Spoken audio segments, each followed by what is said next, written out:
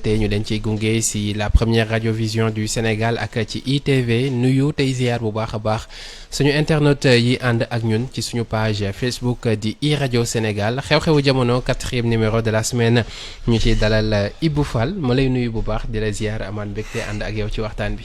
Mohamed maa ngi lay nuyu di nuyu say kilifa di nuyu say auditeurs say internautes ak say téléspectateurs. Gabonais bi demati. waaw demati la de man seetlu naa ni daal démb bi nga ko waxee sa fans club bi ba léegi. dafay suuli ay garab. aywa tamit. waaye na tax xam naa ni daal xolam neexul. non xolam neexul. waaw xolam neexul mais ñun ñu ngi la doon xaar ci liste gouvernement bi. non taw si ku am fans club lu muy dox ci dugg ci ay gouvernement yi mel ni ko dof moo la gënal kii wu ministre. day benn du benn sax. nan nga gisee gouvernement bi nga xamante ni ñu ngi ko doon xaar remaniement bi may fàttali ne bii moo nekk juróom-ñeenteelu gouvernement boo xamante ni Macky Sall teg na ko depuis mu nekk président de la République ak léegi. ñu gis ni am na tuuti yokkute parce que là ñu ngi ci 39 ministres. am na ñu dugg am na également ñu génn. attente bi yàggoon lool suspense bi ñu doon xaar ban. xeetu gouvernement la Macky Sall di teg alors yow nan nga jàngatee liste bi nga xamante ni moom la ñu génnee ni ki démb. mais c'est une équipe de campagne électorale équipe de campagne électorale. oui amul beneen kii parce que xam nga dès qu'on déclare une candidature. C'est difficile après d'être crédible comme homme d'État parce que tout ce que tu fais est interprété comme et d'ailleurs il faut pas aussi se faire d'illusions. ñoom seen mission c'est de rester au pouvoir. oui waaw leneen lu ñu la mën ci wax dañuy wax nii rek mais ils n'ont qu'une mission c'est de rester au pouvoir. Maintenant c'est un mélange qui bon ils vont expédier les affaires courantes. parce que xam nga dès qu'on entre dans cette période. dootoo am bailleur de fonds dootoo am investisseur dootoo tu ne peux rien décider. à long terme. parce que ñëpp ngi xaar. le prochain président le prochain gouvernement. pour avoir une visibilité. sur plusieurs années. et mënatoo sax jël yenn décision. non mënatoo ko même soo ko jëlee. c'est sans effet. parce que nit ñi Macky Sall déjà. les gens considèrent qu'il n'est plus le président de la République. li ko dese kay donc. day maslaa mbaadu. ñëppay maslaa quoi. ñëppay maslaa dañuy rafetal. bon étant donné qu'il a choisi de partir élégamment donc les gens vont l'épargner mais bokkutul. il peut plus prendre de décision à long terme. Amadou Ba qui est Premier ministre. il peut rien nous expliquer. à part il veut gagner l'élection. waaw parce que balaa ngay ne naam ne fa donc lui sa première mission avec son équipe là c'est de remporter des élections. leneen parce que gisuma ban décision à long terme lañ fi mën a jël amul. et pourtant démb bi muy décliner li nga xamante ni moom moo di gis-gisu Macky Sall ak gouvernement bi ñu teg xam nga moom bi ñu koy samp ñu ngi ko tuddee woon le gouvernement de combat bii nag yokk na ci gouvernement de mission et de combat. combat ak mission yëpp. attaqué li nga xamante ni moom moo di jafe-jafe yi ñuy dund. instant bii nii non xam nga ils expédient les affaires courantes peut-être ils terminent les chantiers ak yooyu. mais il y a qu'une mission il y a qu'un combat il est politique. et la mission c'est de remporter une élection. purement politique. oui man gisuma ban décision nga fi mën a jël. à 5 mois d'une élection. mais politique boobu noonu est-ce que du ko jaarale par exemple ci moom gouvernement ba 1 bi fu mu échoué parce que biñ koy teg boobu jamono bi métti na. et ba léegi amul tànki ginnaaw dafa mel ni tànki kanam la jëm loolu est-ce que du obstacle pour moom si course présidentielle bi mu dëgmal. de toute manière. muy moom. muy keneen. ce pays a de sérieux problèmes. oui. waaw loolu moom ñu wax ko bañ ko wax c'est comme ça maintenant qui est le moins mauvais xëy na ñun loolu la ñuy jéem a seetlu. le moins mauvais. et pourquoi duñ chercher le meilleur. man daal saa ah non mais Ibou Fall bu le meilleur mënee am pourquoi ñuy xooli le moins mauvais kan mooy gis P bi naan 2B mën a daw. man daal le moins mauvais laa gën a gëm. nii lii ma gis nii nii gëm le moins mauvais bi. mais parce que d'abord le débat politique est extrêmement bas. Le niveau est... Ah oui, oui. Ah, oui, le débat politique est extrêmement bas. La scène publique est polluée par beaucoup d'incompétents. Et je suis convaincu que ceux qui aujourd'hui envahissent la scène publique, ce sont les moins bons.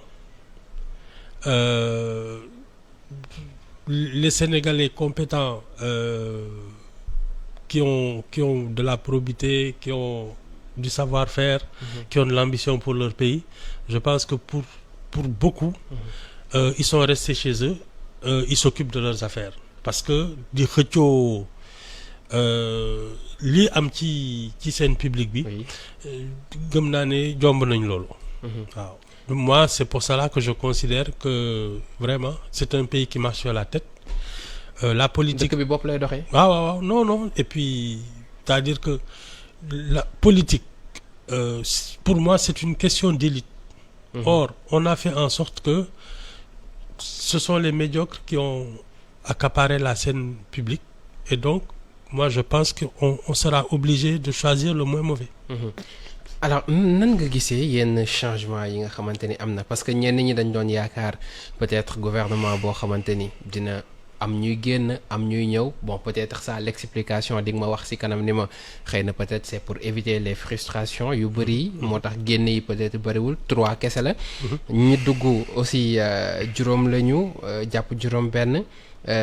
tey ñu gis ministre de l'intérieur bi nga xamante ni mu ngi woon au devant de la scène ndax affaire yi nga xamante ni jaar na fi depuis boobu muy Félix Antoine Diome dem ci pétrole ak gaz Sidiki Kaba bi nekkoon forces armées ñëw intérieur. d'abord ci ñaar yooyu noonu. Bon moi je pense que Antoine Diome avec tout ce qu'il a traversé. Jusqu'à l'emprisonnement d'Ousmane Sonko. Si en plus on veut lui faire organiser des élections, je pense que les gens vont se dire y a de la triche. C'est-à-dire wax ko ci wolof. Déjà xam nga il a dû maintenir l'ordre. ba ci jàpp Ousmane Sonko def ci kaso bi. qui est considéré comme le principal opposant xam nga ki jël principal opposant def ci kaso bi. suñ la nee mooy organiser élection yi. nit ñi dinañu ne. déjà day def tache d'huile. c'est de la triche. c'est de la triche. waaw comme fii mu nekk nii nit ñi. mais non attends noonu lañ koy interpréter. noonu lañ koy interpréter non noonu lañ koy interpréter voilà parce que. très bien waa ji liñ ko jàppee bon il faut dire que aussi ay dégâts la fi def. donc ça n'a rien à voir avec pour man c'était une affaire d'État. Ça n'a rien à voir avec la politique. Mais l'argument de toute l'opposition et une bonne partie de l'opinion, c'est qu'on a voulu éliminer un adversaire politique. Oui. Donc, comme c'est lui qui était en charge de ça, su dee dafa xëy bés ne day organiser élection dinañ ko ne voilà yow li Macky Sall bëgg rek ngay def. néew na la nga jàpp Ousmane Sonko nga neutraliser son adversaire neutraliser nga ko léegi élection yi ils vont tricher. xam nga. donc pousse nañ ko foofu. je pense que par souci de transparence là wala. non je pense que ça aurait été trop pour lui. trop pour Antoine Diome. waaw day bari ci vraiment le décharger de ces choses là li mu jot a traversé c'était quand même pénible.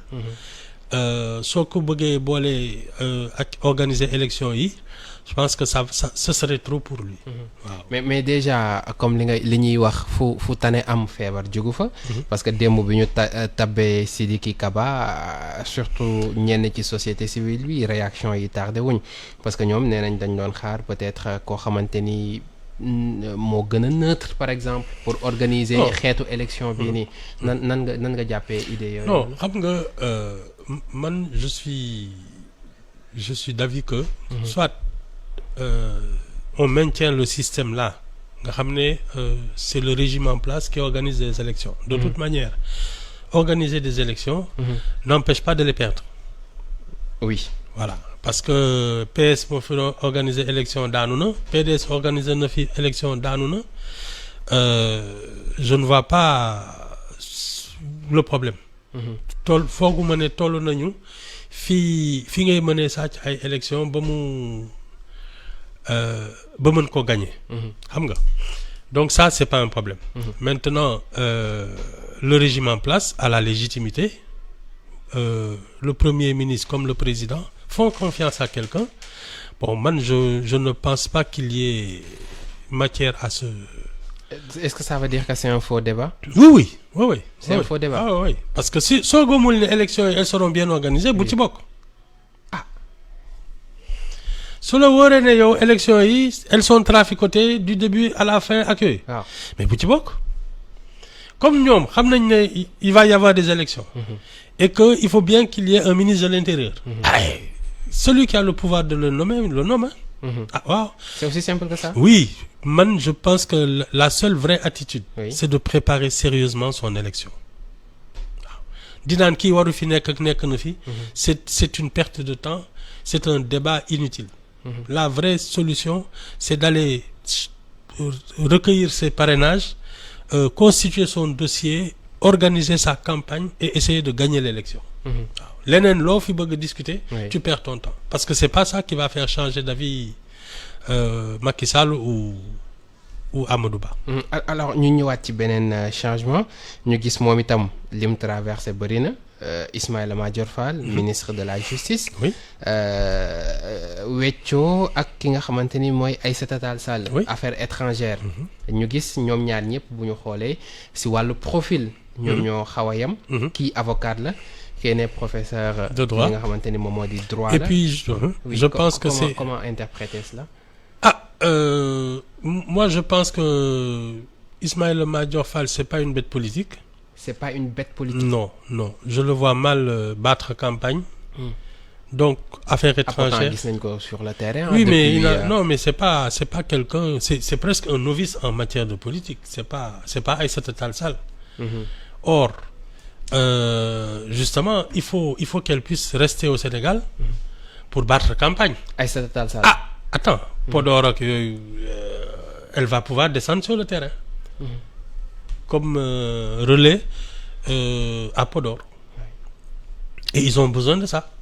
Ils ont plus besoin d'Aïssata Tall Sall pour battre campagne à l'intérieur, dans la région du fleuve, qu'Ismaïla Madior. Mais Ibou Fall, man ay kiiwu mathématique nga may tegal nii quoi. Aïssata Tall Sall a été maire de Podor. Oui. C'est un poids lourd. Oui. Si tu l'as fait ministre des Affaires étrangères, elle sera jamais là. Ils ont besoin d'un poids lourd pour descendre sur le terrain. dëkk bi fii àdduna bi toll. Waaw. doo ko delloo si Sénégal mu battre campagne. Moi je pense que il faut qu'elle soit présente. Et Ismaïla Madior, je pense qu'on peut se passer de ce qui, surtout que bon, c'est quand même il a un truc international, ne serait-ce que comme professeur de droit. Oui. Et puis ça va aussi le décharger parce que moom ak Antoine Félix Diome, c'est eux qui ont porté tout ce qui s'est passé de 2021 à aujourd'hui. Coow, voilà, les émeutes, ceci, cela. Moom tam on va dire moom moo fi tëj Ousmane Sonko. Vraiment qu'il change d'air. Je pense que ça lui fera du bien de se décharger de ça. C'est plus prestigieux, voilà, et puis intellectuel ak yooyu xam nga. Les relations internationales ak yooyu, je pense que ça va le décharger parce que il était au charbon depuis 2 ans comme Antoine Diome. Oui. Là ils vont d'ailleurs ñoo partagé c'est ça je pense que bol d'air lañu soxla. Donc loolu daal noonu laa interprété ñoom seen changement de poste. Bol d'air lañu soxla et derrière il y a une stratégie politique mûrement réfléchie. buñ ci teg. En tout cas, je pense que Aïssata Tall Sall est plus utile en permanence au Sénégal, surtout que les élections la campagne va s'ouvrir. Ismaïla Madior. Ismaïla Madior, bon, man benn yoon laa mës a dégg ne mu ngi campagne sax c'est récemment.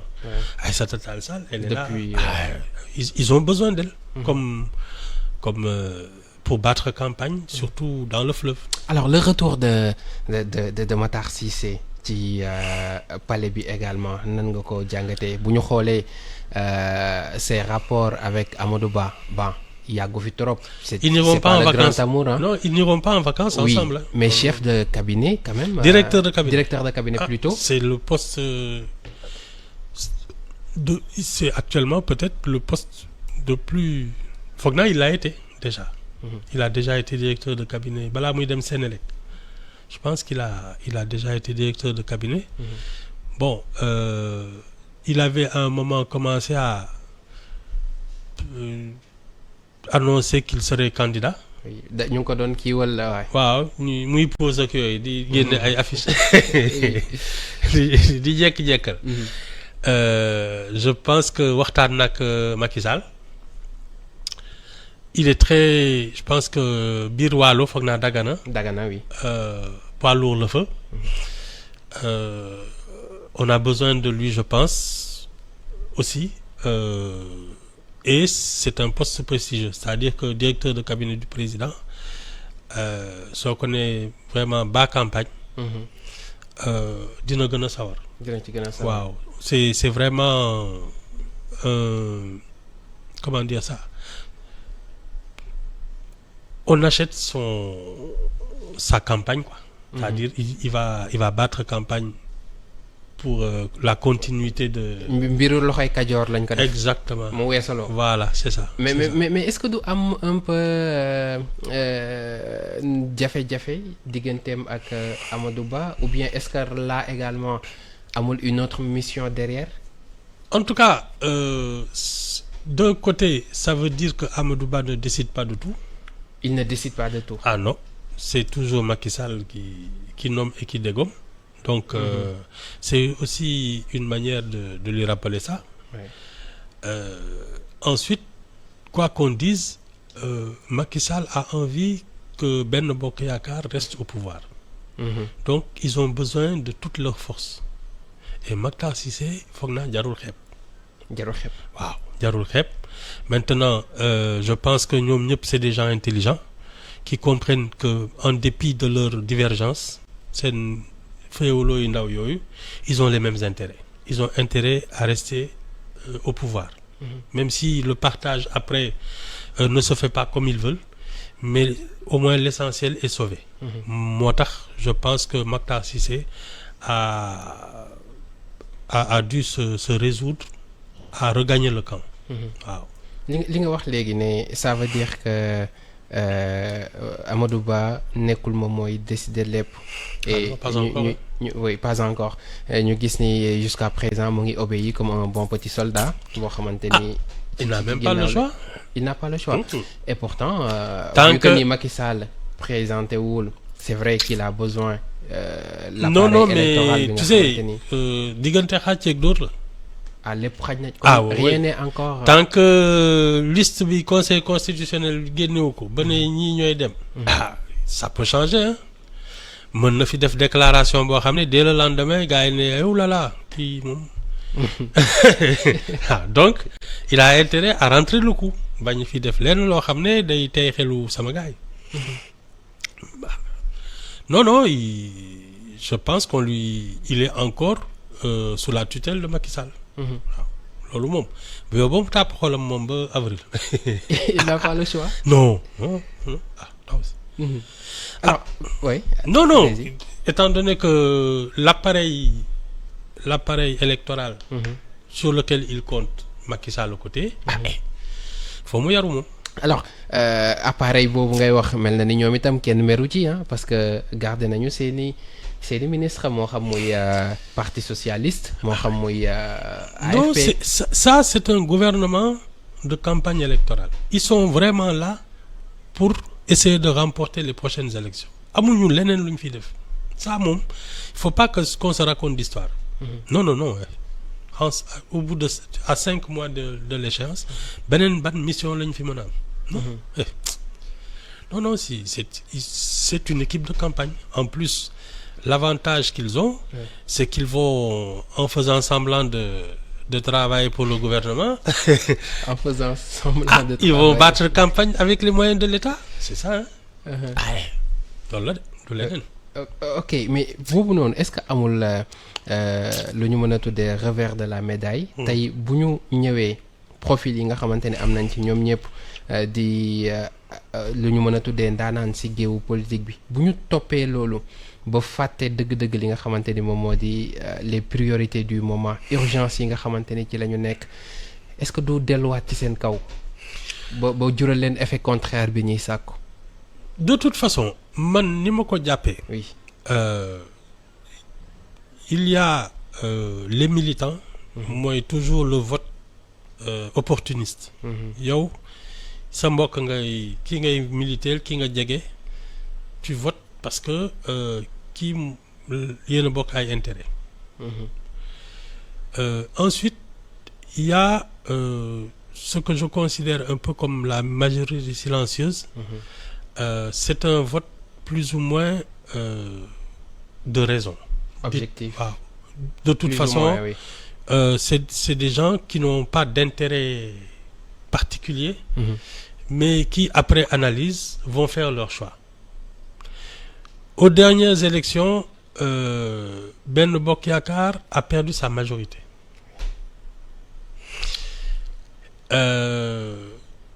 Quoi qu'il fasse parce que c'est la manière dont on perçoit la gouvernance Benno Bokk Yaakaar, le PSE, l'avenir qu'on nous propose qui va nous faire trancher. Si la majorité des Sénégalais se disent que la gestion de Macky Sall, le style, ce qu'ils ont fait jusque-là ne leur convient. ci wolof su ñu nee li fi amagum ba léegi doyu leen lu fi mënti am dañuy ne Amadou Ba kat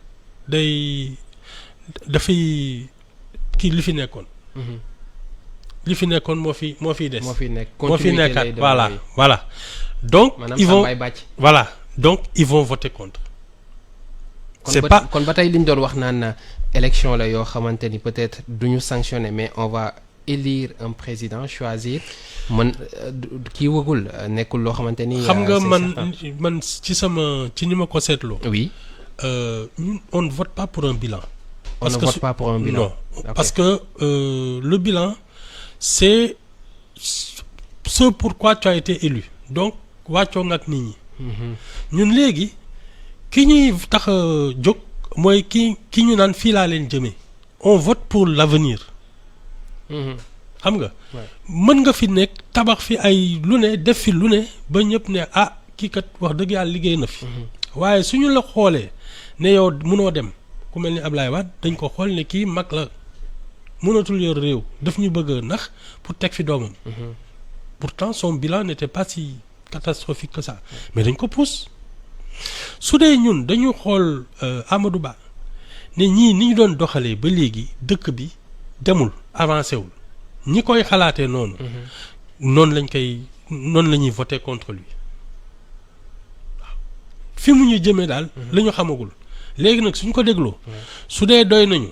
danañ ko voter su dee dañu ne ñii kat sawaay tanewul li fi amoon. gaa ñi seet keneen ku ñuy voter. mais Ibou Fall le problème mooy on est à 5 mois de la présidentielle loolu est-ce que si ay actes ak son gouvernement là la ko mën a teg ou bien des promesses de campagne. non campagne bi la ci programme. campagne bi la ni muy non seulement les promesses mais la démarche. parce que doo déglu rek li muy wax da ngay xool tam ni muy doxalee. c'est-à-dire. ndax yëg na néew doole gi est-ce que mu ngi dem ci ñoom est-ce que xam na voilà. non campagne kay ñëppay. non mais xam nga y a des gens qui font semblant. dinañ la romb ci mbedd mi sax. waaw non wala ñu justement jaay la beñe. voilà non xam nga yooyu. ñun dofuñu dina jàppuñu. xam nga. dañ leen naan suy ay nax sax neex na mais xam nañu ñi nga xam ne. suñu du xuusee ci biir nit ñi ñii tàmm nañu xuus ci biir nit ñi ak ki nga xam ne su tàmmul dem kër ci néew doole geeg ak yooyu. nga xam ne day sol costume di faxas rek déjà yu mel noonu sax da nga koy seetlu. campagne xam nga dañ lay seetlu bu baax nit ñi tu as beau dire des trucs def ay waaw digaate fii parce que loolu moom ñëpp koy def. mais xàmmee nañu ki nga xam ne nuru na ku yëg coono nit ñi. ak ki nga xam ne day waxantu rek waaye faalewuñ. donc moom il a intérêt à ce que. c'est la campagne qui va mu prêter attention ci lu muy wax mais également si nu muy jëfee. de toute façon tu sais on ne change pas en quelques semaines. ça c'est clair. c'est-à-dire c'est sa nature qui va se révéler. sa vraie nature. waaw ci campagne bi ci ngay xam kii lu mu tekki dëgg ak lu mu nar ak kan la dëggantaan. campagne bi dinañ ko woon.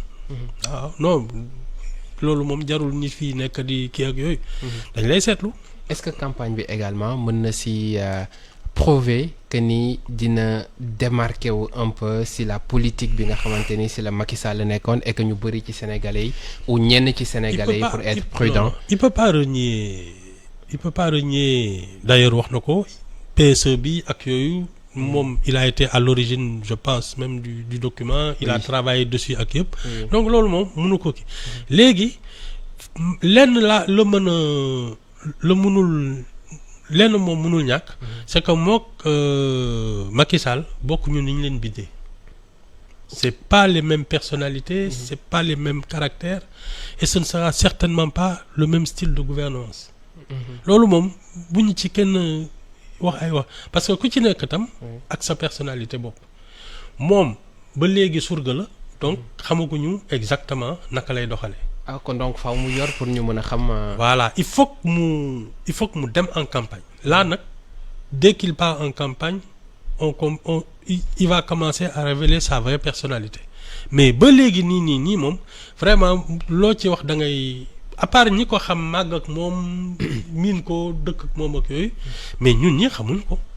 non parce que il n'avait même pas intérêt à avoir une personnalité écrasante parce que soo nekkee ci sa wetu président di ko wane da nga kii te moom day yollos yi sa dàq day gaaw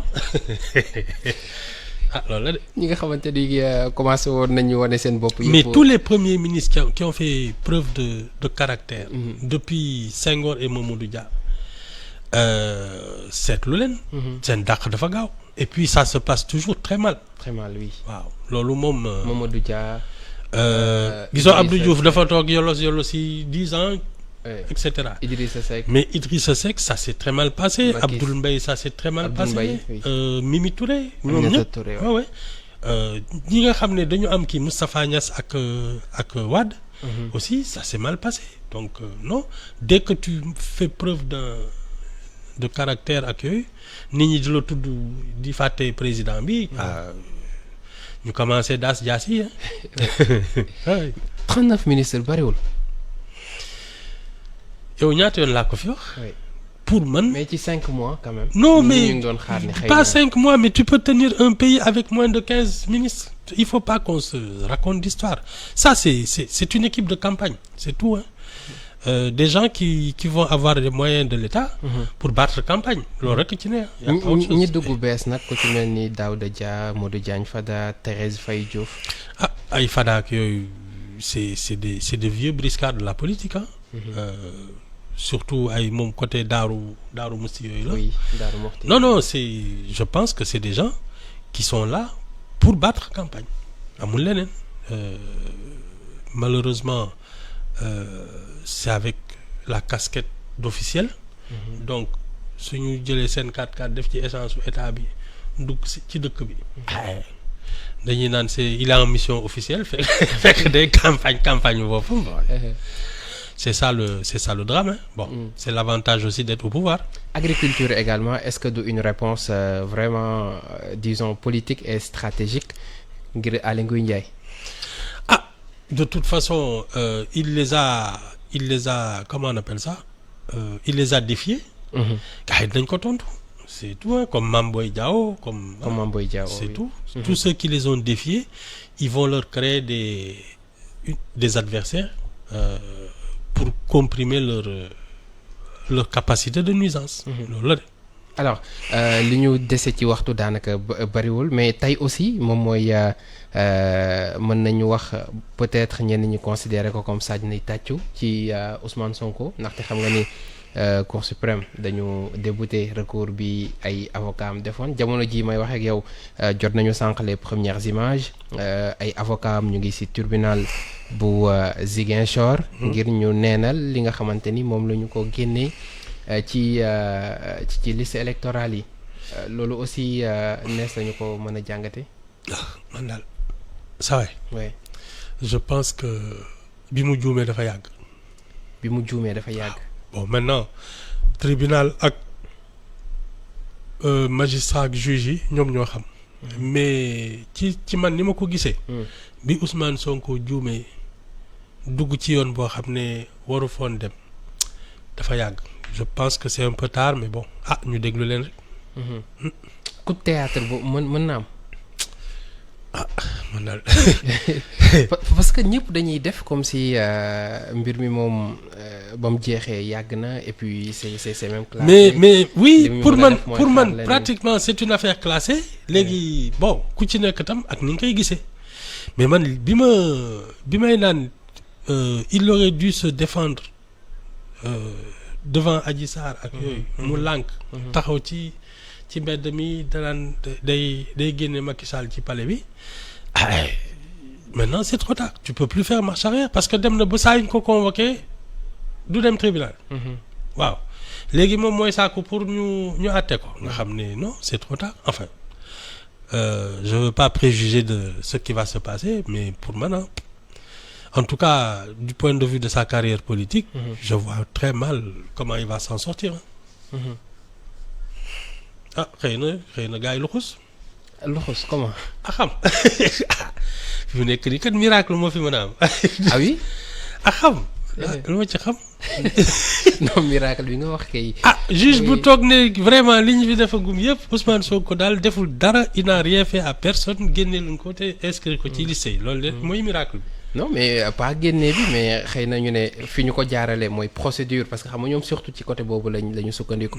que ni procédure bi jaarul yoon et que tey ni ñu def gaawtu génnee ko ci liste yi am na ci loo xamante ni dafa tey xel ces avocats ni ñoom dinañ ko défendre et que bii surtout bu Ziguinchor bi ñoom nee nañu am nañu confiance bu baax a baax donc ça peut-être ça n'a rien à voir encore. donte même dossier bi la ak li ñu ko téendeegul. yow da nga bëgg sama saaga club bi fudd. non tàncu ma la quand même. non mais da nga bëgg daal sama saaga club bi fudd loolu non mais man yow kii condamné nañ ko nee nañ ko il est jusqu'à présent c'est un contumax. waaw on lui a retiré tous ses droits ba ma ko fii wax fii presque yàgg na waaw jeex na. bi boobu Ismaïla Madior Fall sax génnagul ci. alors lii nee na s'il se présente pas et qu'on le juge par contumace il va perdre tous ses droits. si on y est. waaw léegi kay soo bëggee da nga bëgg kay saaga club bi jóge. non loolu léegi saaga club bi fans club bee ko remplacé. saaga club baa ngi fi de. dynamique toi aussi. seen xol la neexul di seen kilifa lañu. non mais moi je vois pas d'issue à ça non vraiment non. C'est une erreur et il la paye cash, c'est tout. Il s'est mal il a mal joué le jeu parce que il a mal joué le jeu. Oui man li ñu naan borom caq du xeex ak borom moom moo doon borom caq tu sais il avait sa progression entre 2017 et 2019 mais elle est super stratosphérique. Man, j'ai rarement vu un homme politique faire autant de progrès en si peu de temps. waaw yow élection yi tu te multiplies par 15 yaa ngi dem ba tu en arrives à faire perdre à la majorité sa majorité. yow dooy xuloo di xeex non il s'est planté et voilà. muy noonu partem tas na mu ngi ci kaso bi alors ñu ngi xaar décision bu tribunal bu Ziguinchor dinañu si ànd ak suñu ndaw di Assane Ba ci suñuy yeneen jotaayu xibaar Ibou Fall fii la ñuy yemandi ci xew-xewu jamono. nga dem ma dem ñu cëraloon ci waxtu yëpp nañu ca. waaw nii ma sey kilifa dinaa leen woo sax. yow comme yow léegi da ngay upp taalu saaga. jaajëfal ko bu baax a baax jaajëfal leen yéen itam mbokk yi ci ànd bi xew-xewu jamono la woon doon ci ànd ak yéen avec un immense plaisir Fatima Kandiaye moo féete woon ci xarale gi ëllëg incha allah beneen numéro ak professeur Mbaye Thiam lay doon xibaar yi wéyandi si 3w point imedia.sn